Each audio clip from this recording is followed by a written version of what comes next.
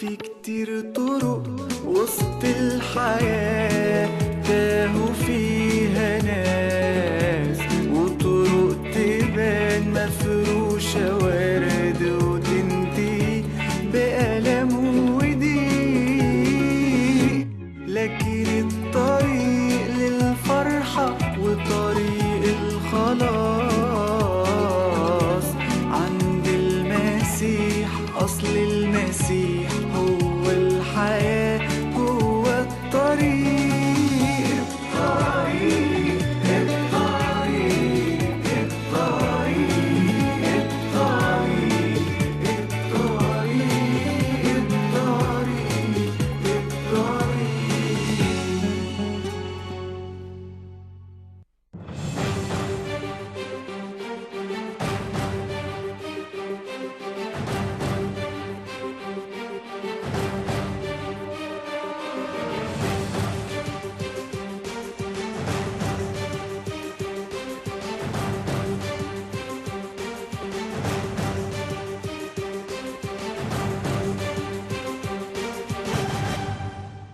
Welcome to The Way TV. Glad to be back. Hey, we were featuring this guy last week, and he is on clip number 40. That would be What Did Mohammed Do? Number 40. His name is Ahmad Sakr. He's the guy that brought the Muslim Brotherhood into the United States. He proudly talks about that in his bio. And also, we're going to be featuring today Montana at the bottom down here. That's the state map of Montana. On there is the Shahada. There is no God but Allah, and Muhammad is his messenger with a sword under it, pretty much summing up Islam. We've been talking about Arizona, California, Texas with the Muslim Brotherhood infiltration since the early 1960s, and we're going to be talking about Montana and the Muslim Brotherhood. They have deceived so many people, including this guy, Rick Warren, whom we featured in our last show. That would be at What Did Mohammed Do? Number 40, with Rick Warren in there aiding and abetting the Muslim Brotherhood. With no further ado, let's go to one of the most dangerous members of the Muslim Brotherhood in the world, out of the United Kingdom, Anjam Chowdhury, clip number 3. Mr. Chowdhury, I'm Kathleen Parker, and I have a question for you. If I understood you correctly, you said a bit ago that you support any Muslim doing the work of a Muslim. Can you describe exactly what you mean by the work of a Muslim? Yes, I believe that Islam is submission, and that applies to every aspect of our life, whether in our relationship with our families, our relationship with society, even the way that we address people and invite them to Islam. Jihad is not something which, the Muslims are permanently engaged in, but there is jihad to liberate Muslim land, which is an obligation for the Muslims to support verbally, financially, and physically, to liberate and to defend our life and our property. And of course, this is something, the Muslims around the world, I don't think will differ with. They may say one thing to you in front of CNN, but I can assure you, behind your backs, in every masajid, in every community center, they are standing with their Muslim brothers and sisters saying, we hope the Americans and British are pushed out of our countries and we can implement the Sharia. So this is an Islamic obligation for us to support. Good job. Good job. Thanks, Adam. Great job. Okay, now, Anjam Chowdhury is a very powerful man in the global network of the Muslim Brotherhood. He's been around for a long time. He believes that jihad is killing people, and he's a member of the Muslim Brotherhood and huge player. The Muslim Brotherhood motto comes from the Quran, which I hold in my left hand right here, the left hand. Surah 8, or chapter 8, verse 60, and basically it says to terrorize the infidels, the kafirs.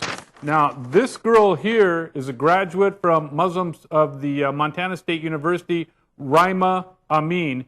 She refuses to mainstream and integrate, to assimilate into American culture. We're going to read her actual words in a while. She's Muslim Brotherhood. Here she is with her father here, Rahul Amin, who's the leader of the Muslim Brotherhood at Montana State University. So we have Rima Amin and her father, Rahul Amin, who is the leader of the Muslim Brotherhood in Montana. Well, Montana is very small, of course. We also know that Montana is just another stepping stone of the 2002 mosques in the United States. The Muslim Brotherhood started by Ahmad Sakr, who absolutely hates the American way of life. I have met him twice. once while he was lying to us, as Ahmad Shadari did there. He was lying to us that he loves America and all of this other stuff, but behind closed doors, no, he hates America. And I know that also. I was leading a demonstration exposing the Muslim Brotherhood right around the corner from Anaheim Disneyland back around 2003 or so. And this gentleman here, retired college professor, a doctorate of microbiology, a very smart man, but he was there whipping up and inciting the Nation of Islam to attack us. The police who were there to protect us got so nervous they asked if we would leave, which, being smart, I did. Okay, with that, clip number two. Clip number two.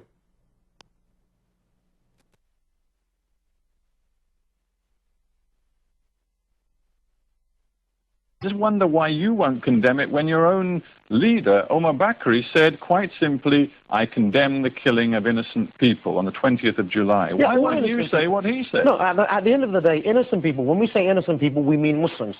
As far as non-Muslims are concerned, they have not accepted Islam. As far as we're concerned, that is a crime against God. I want to be clear about what you're saying. This is very important. You're saying only Muslims can count as innocent people. As far as Muslims are concerned, you're innocent if you are a Muslim, then you're innocent in the eyes of God. If you are non-Muslim, then you're guilty of not believing in God. Yes, there were many victims. You're guilty. They're guilty Are you of not seriously believing. suggesting that everybody on those tube trains and on that bus in London on July the 7th was in some way a legitimate target? You don't allow me to answer the question fully, Stephen. You're never going to get to the bottom of it. Let me begin by saying, as a Muslim, you must have allegiance where the Sharia says that you have allegiance. You must hate and love for the sake of Allah. You must praise and dispraise for what the Sharia says. You praise and dispraise. So as a Muslim, I must support my Muslim brothers and sisters wherever they are in the world. I must have allegiance with them. I must cooperate with them. I must love them. And similarly, on the other hand, I must have hatred towards everything which is non-Islam. You know what? I'm trying not to interrupt you too much, but I still don't feel you have addressed my question. Were the people on the underground trains and on the bus legitimate targets because they were not Muslim? I'm coming on to your point.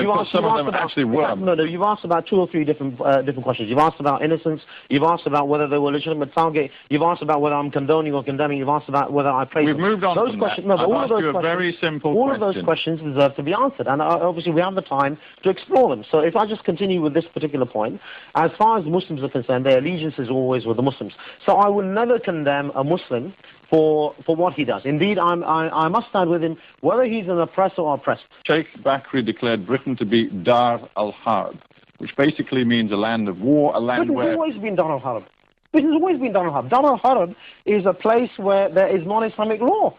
The whole world today is Dar al-Harb. The point about being a land which is Dar al-Harb is that you and your group, therefore, feel you have license to conduct violent operations within it. Fact is that the whole world is Dar al-Harb. There are certain areas where the Muslims are actively liberating their land. So why on the 18th of January did Omar Bakri declare Britain to be Dar al-Harb? If it's always been the case, why did he choose to say it? Yeah, because you never bothered to listen to him before. But the fact is that Britain changed from being Dar al-Harb to being Darul Fitna. Darul Fitna is a place where the Muslims no longer have sanctity for their life and their wealth. That was the change. Otherwise, Britain has always been Darul Harb. Ahmad Zawahri has said that he believes there will be, should be, new operations in London, inshallah, God willing. Do you feel the same way? Well, I think that's inevitable. If you don't change the cause of what took place on 7/7... I'm not asking you if you feel it's inevitable. I'm asking you if, like him, you are calling for them. No, what we're calling for the British public and the British government to wake up. Withdraw your forces from the I'm asking you not to talk about the British government. I'm asking you to give me your opinion on Al-Qaeda's leaders' new calls for attacks in the United Kingdom and in London. That's his call, isn't it? So obviously he's I'm asking you, will you condemn it? No, I can never condemn a Muslim brother. I will never condemn a Muslim brother. I will always stand with my Muslim brother. Whether you stand with him, you want those attacks to continue in London. You stand with him, you just said it. I'm finished my sentence, haven't I? Let me finish my sentence. I will stand with my Muslim brother whether he's an oppressor or oppressed.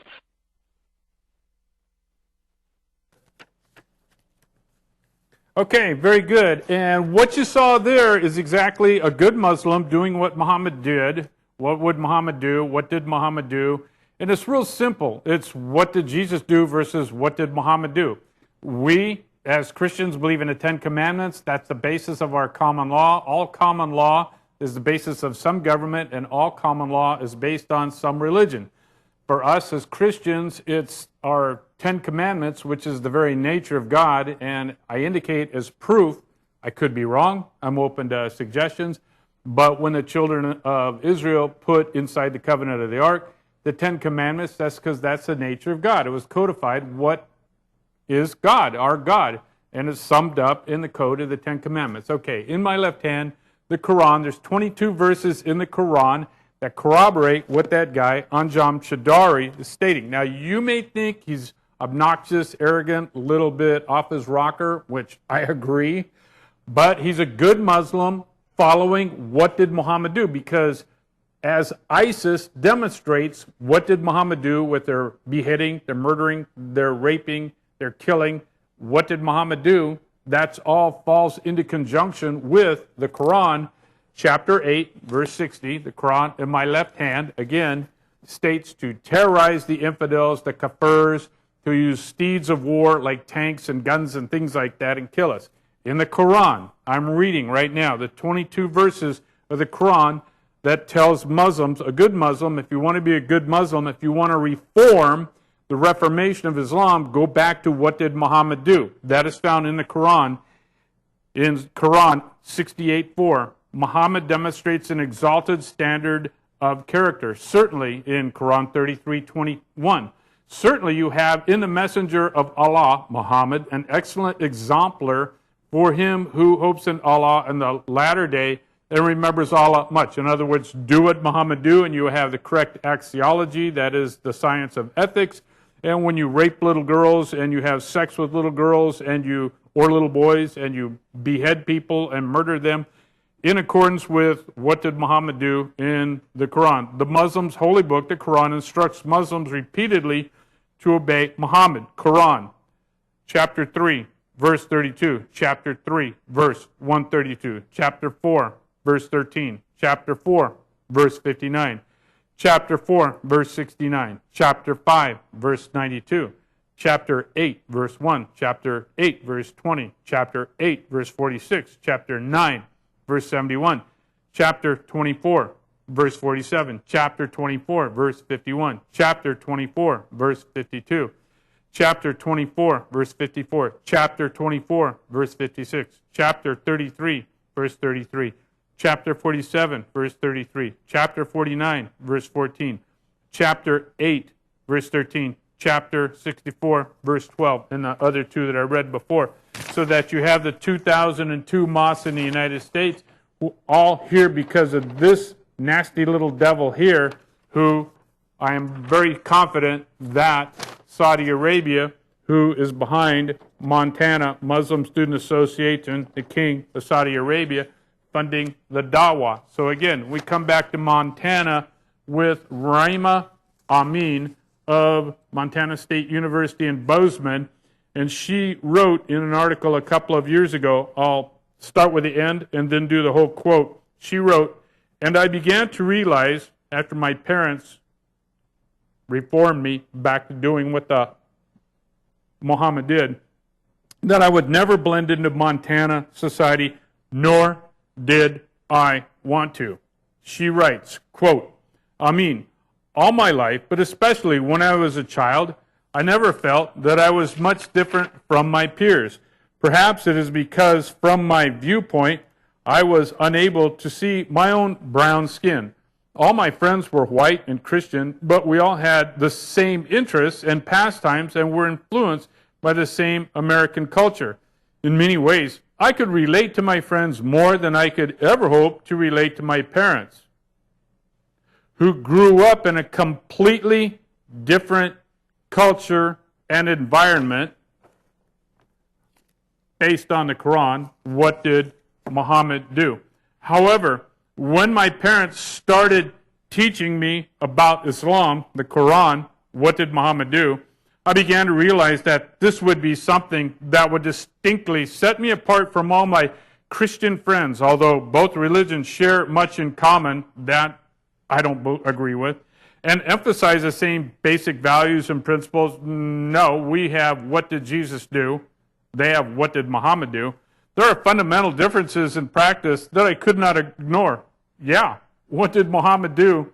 Murdering, raping, killing, pedophilia, sex with a 6-year-old girl, sex with a dead woman, necrophilia, transvestite, which we have proof. In one of the hadiths, Aisha is chiding Muhammad and stating that Muhammad could not have visions by wearing other women's clothes, but he had visions when he wore her clothes. That's a definition of a transvestite. There are fundamental differences in practice that I could not ignore. As I grew older, tenets like the 5 daily prayers and wearing hijab began to play a larger and larger role in my life. And I began to realize that I would never blend into Montana society, nor did I want to. Very, very interesting. With that, clip number 4. This hour, fathers and brothers murdering daughters and sisters. He said, I believe in my heart I did the right thing. Killers with a twisted sense of honor and shame. They from Pakistan, they're not speaking English to me, they're not telling me nothing. Did their faith also lead them to kill? The reason he's giving is that you were a bad Muslim girl.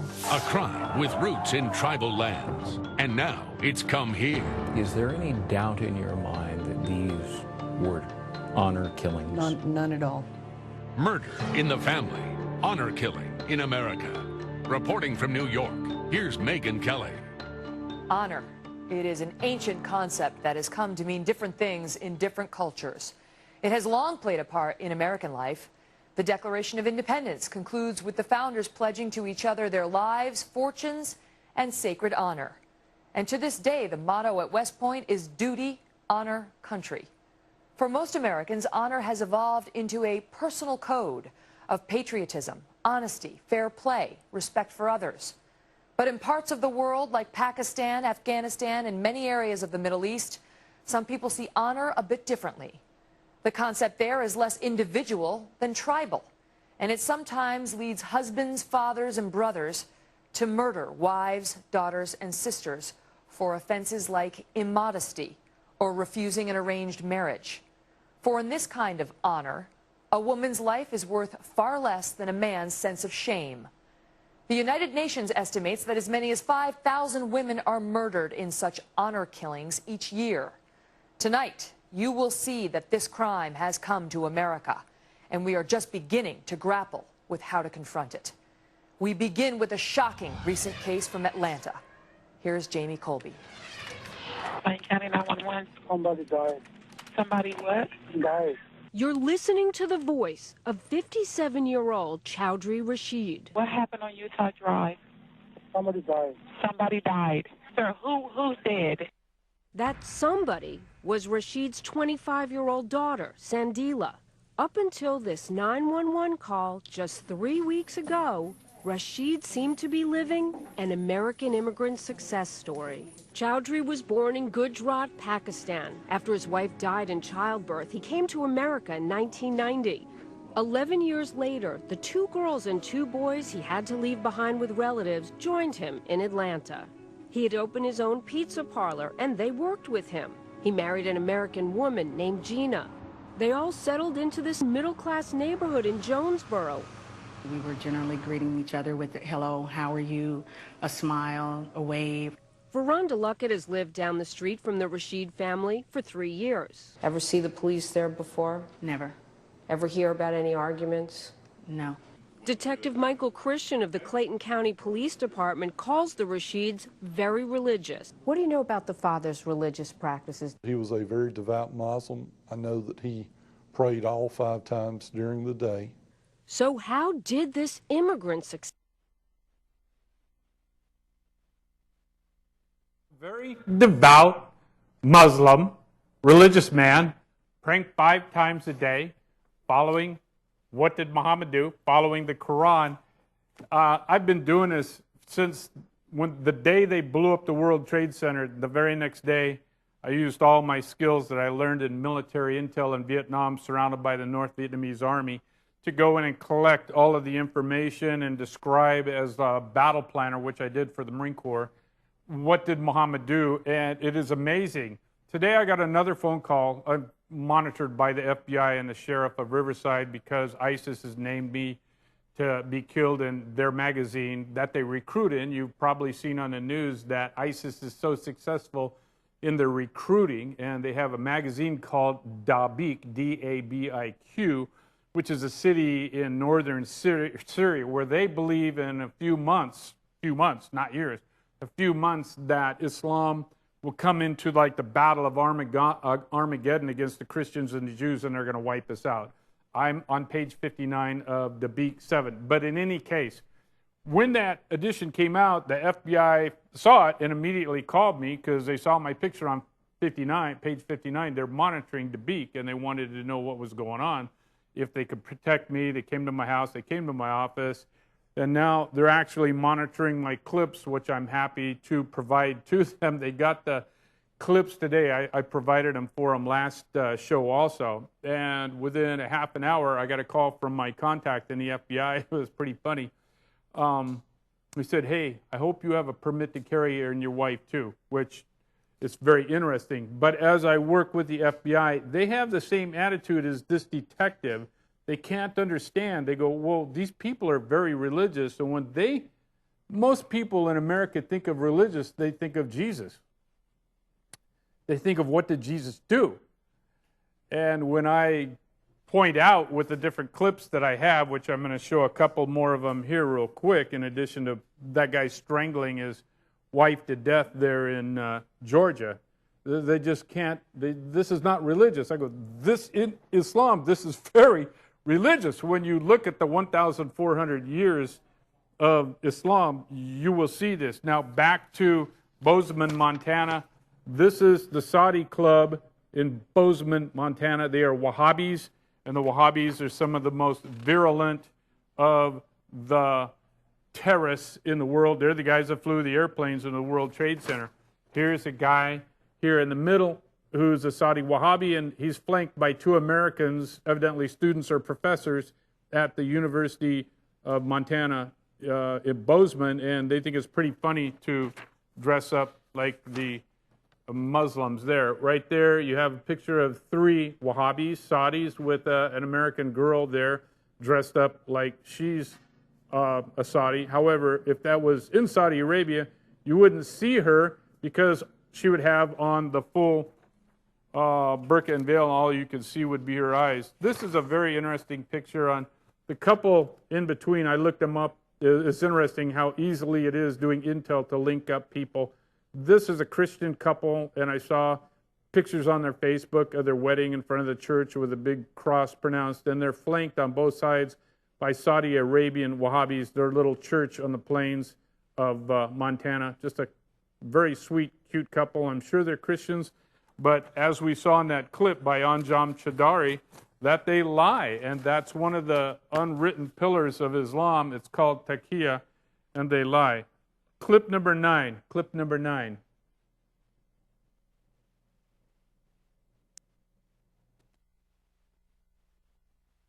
The very term honor killing has a sinister but misleading ring to it. The murder of a woman or child by a father, brother, or uncle for bringing perceived shame on the family. There is nothing misleading about these numbers. The UN estimates some 5,000 honor killings every year. Often the crimes go unreported, especially in Pakistan. Our Foreign Affairs correspondent Jonathan Rugman has been talking to one man who's seeking justice after the murder of his young wife and children. And a warning, you will find some of the details in this report distressing.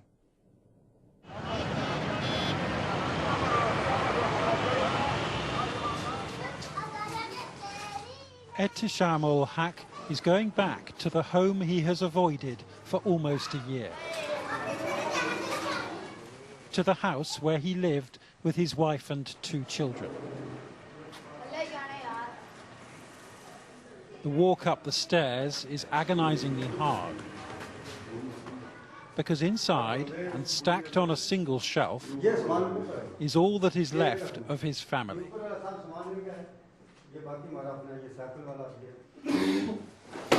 Ehtisham finds his children's blankets, his wife's handbag, her pots and pans covered in dust.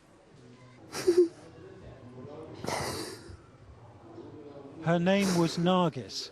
They had fallen in love after he had given her a ride in his taxi, and they were blissfully happy until she was found dead in a field, stabbed, shot, beaten and strangled. Their son's anorak is wrapped in the shawl his wife left behind. Their children were killed first, and there's a simple dignity now in doing up their buttons. The buttons of a 4-year-old boy and a baby girl who were thrown from the roof of a building while their mother was forced to watch. जब भी मैं आता था तो जब मैं दरवाज़ा पहुंच के टक टक करता था तो उसकी वालिदा जो नरगिस थी वो दरवाज़ा खोलती तो शायान यूं मेरे गोद पे आ जाता और अलीशा जो था ना वो यूं मतलब चल तो नहीं सकती थी लेकिन इसी तरह घसीट घसीट के मेरे पैरों के पकड़ के कड़ी होती थी फिर मैं उसको गोद में उठा लेता. The last time he saw his children was when he took them to the shops for a packet of crisps. Then his wife received a phone call. It was urgent. Her mother was sick and dying. She had to rush to the bedside. It was a lie. Nargis's family disapproved of her marriage to a mere driver, and they were luring her into a trap. When Nargis didn't come home, her husband went back to driving a minibus to distract himself from the worry. His passengers saw photographs of his murdered family in the newspapers as he was driving.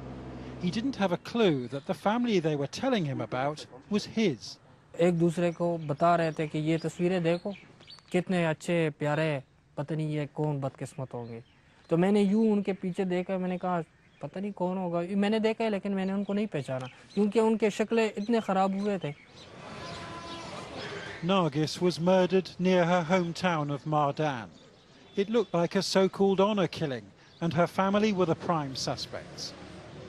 But instead of seeking justice, Pakistani police arrested Ihtisham and his 2 brothers, who say they were tortured for 4 months. मेरे भाइयों जो बड़े को पकड़े थे ना police वालों ने उनको कहा भी था कि तुम लोग सिर्फ इतना कहो तुमने नहीं किया. हमें पता है कि कत्ल ये तुम लोगों ने नहीं किया. ऐसे चों ने कहा था. सिर्फ हमें इतना बता दो तुम बयान अपने भाई के खिलाफ इhtisham के खिलाफ बयान दे दो कि ये कत्ल उसने किया है. उनको पीछे कमर पे मारा गया है चमड़े से.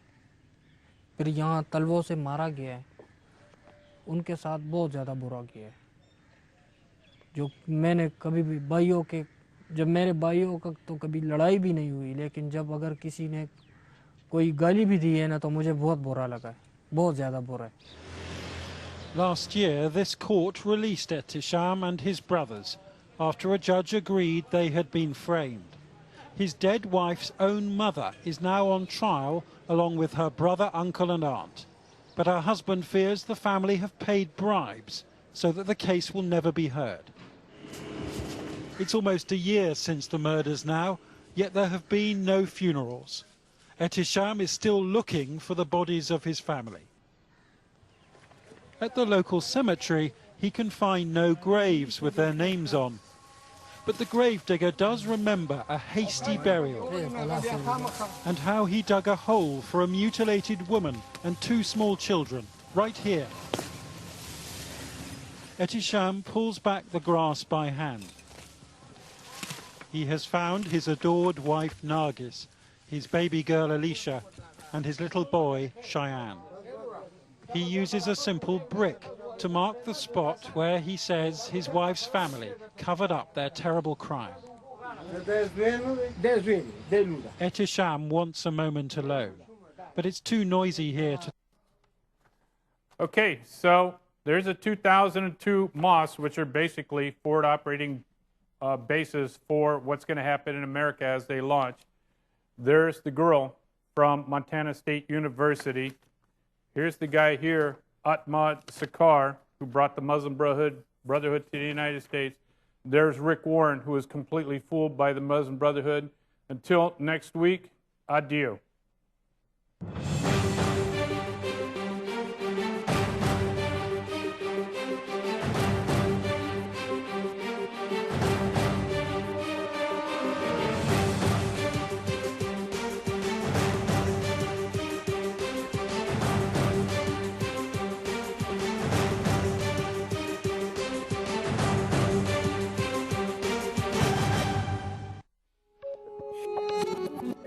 كتير طرق وسط الحياة